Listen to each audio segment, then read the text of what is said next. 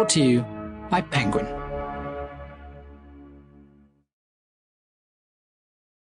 The Classical World by Robin Lane Fox. Read by Roger May.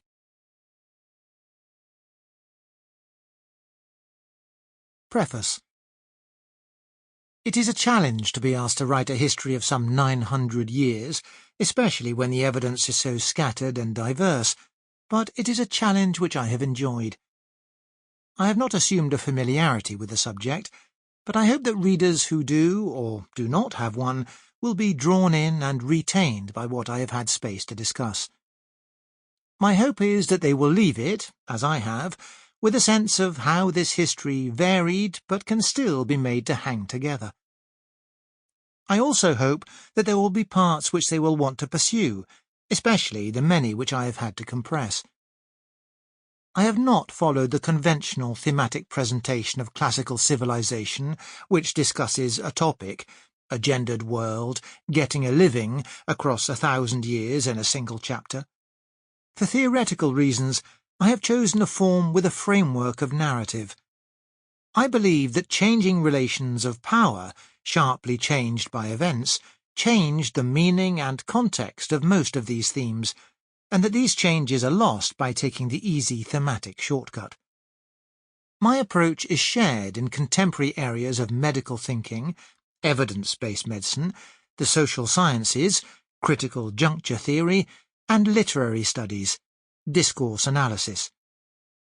I owe it rather to the hard old historical method of putting questions to evidence, reading with it, not against it, in order to bring out more of what it says, and constantly retaining a sense of turning points and crucial decisions whose results were shaped but not predetermined by their context. I have had to make hard choices and say little on areas where I feel I know most. One side of me still looks to Homer, another to the still green orchards near Lefkadia in Macedonia, where my vaulted tomb, painted with my 3 great horses, 60 petalled roses, Bactrian dancing girls, and apparently mythical women, awaits discovery by the skilled ephors of the Greek Archaeological Service in 2056. I have chosen to give slightly more space to narrative for one cardinal era, the years from 60 to 19 BC. Not only because they are of such significance for the role of my assumed reader, the Emperor Hadrian.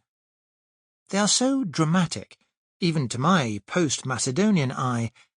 They also attach initially to the letters of Cicero, the inexhaustible reward for all historians of the ancient world.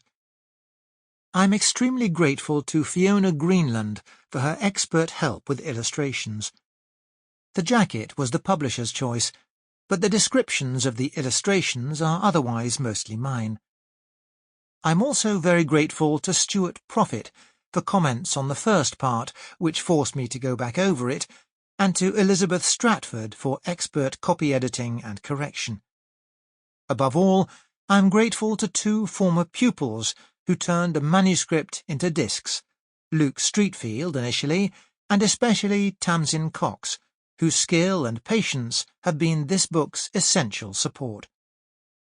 Robin Lane Fox, New College, Oxford. Hadrian and the Classical World. The following was resolved by the council and people of the citizens of Thyatira, to inscribe this decree on a stone stele and to place it on the Acropolis at Athens, so that it may be evident to all the Greeks how much Thyatira has received from the greatest of kings, since he, Hadrian, benefited all the Greeks in common when he summoned, as a gift to one and all, a council from among them to the most brilliant city of Athens, the benefactress. And when, on his proposal, the Romans approved this most venerable Palhellenian by decree of the Senate and individually, he gave the tribes and the cities a share in this most honourable council. Inscribed decree, circa AD 119 to 120, found at Athens, concerning Hadrian's Palhellenian. Sample complete. Ready to continue?